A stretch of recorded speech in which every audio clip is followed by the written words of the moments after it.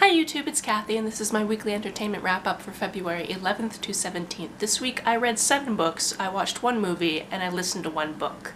We can blame a very successful contemporary-a-thon for that ridiculous number. First this week I read I Hate Everyone But You by Gabby Dunn and Allison Raskin. This book is about 2 best friends who are starting college on 2 different sides of America and keeping up with each other via email and texts, which is the format of this book. Ava has a history of self-harm, is in therapy, and is attending film school, and Jen is finding out about her sexuality and is in journalism. Right from the get-go, you can tell these girls are close, but topics come up about which the other is ignorant, which causes some clashes. Just because someone is your best friend does not mean they will understand you at all times. And Ava often treats Jen like her ambassador to the queer community. The dynamics of these characters made this a compelling read that I sped through. Next up was Moxie by Jennifer Mathau. Prompted by the abuse that she regularly sees in class and a box of her mother's old Riot Girl zines, Vivian decides to fight back against the misogynist men at her school by creating an anonymous zine, calling together women who are sick of putting up with bullshit. And let me tell you, I was here for this. I related to some of the crap that these girls had to put up with and have seen articles time and time again online about girls whose educations have been disrupted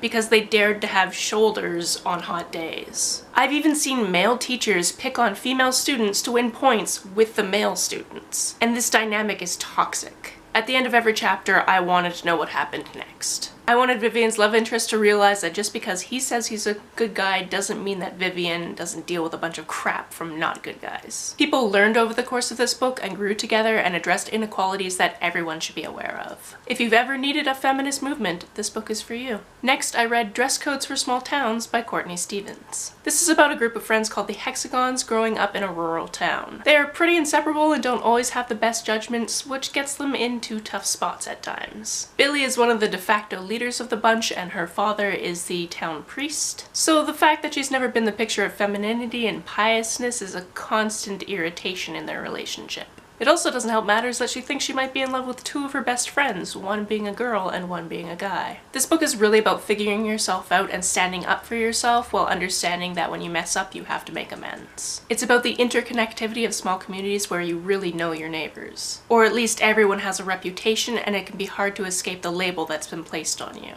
It's a beautiful tale about friendship and being hurt when the people you love the most let you down, and you should read it. Next, I read The Visitors by Catherine Burns. This is about middle-aged Marion and John, siblings that live in their family home after their parents have died. Marion has been a social outcast all her life, and although John was the academic one, he's moved home after being dismissed from teaching. He controls the household, Marion keeps mostly to herself, and never goes into the cellar where he entertains the visitors. This book visits details of their childhood in which we see the making of a murderer, and throughout the book we start to see the mind games that John plays to get his way. The tone shifts over the course of the book, slowly revealing that what the reader thought was going on was slightly twisted. I picked this as my dark read for contemporary-a-thon and it definitely fit the bill. If you are looking for something unsettling, this is for you. I then took a bit of a breather by reading The Devils Panties Volume 3 by Jenny Breeden. This is a bind-up of some of her daily webcomics from about a decade ago, and follows her to a few different conventions in America, England, and Canada. It's semi-autobiographical, so you get a picture of her family life as well as the boy she was dating at the time, and there are even footnotes at the back that explain the context of each strip.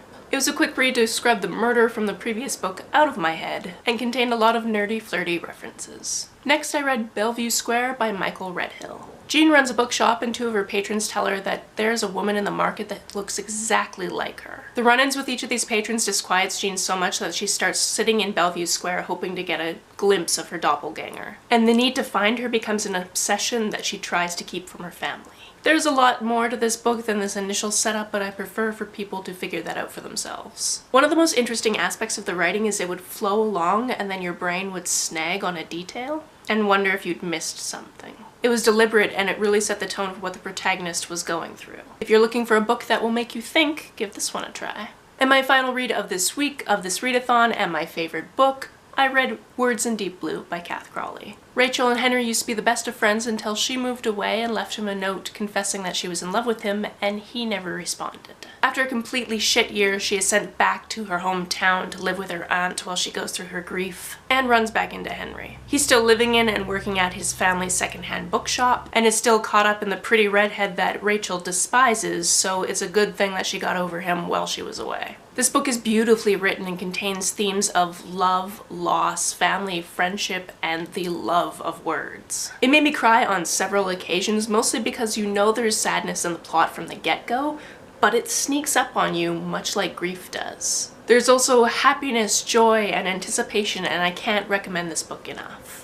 On Sunday, before I got stuck into the Contemporary-thon, I took myself to see Tonya at the theater. I didn't know much about this film going into it besides it had to do with figure skating and the incident, which I didn't know the real details of. So this movie cleared that up for me. Firstly, let me say I don't really care for sports. The Olympics are on and I really couldn't care less. But I love watching sports movies. I need there to be a plot to be emotionally attached to sports. And this movie, like all great sports movies, gave me that narrative. Also, Allison Janney was amazing.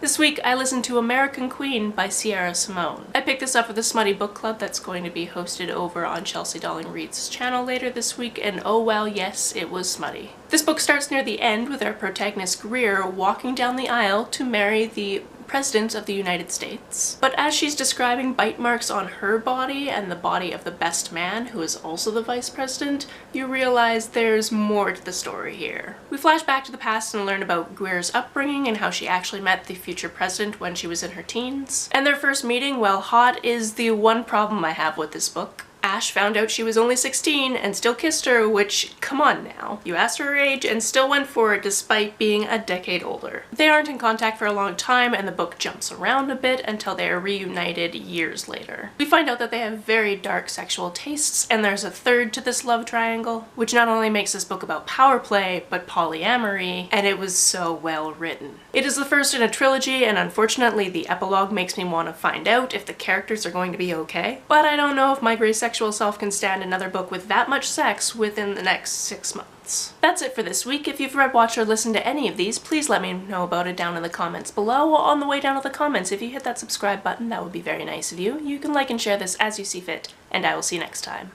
Bye!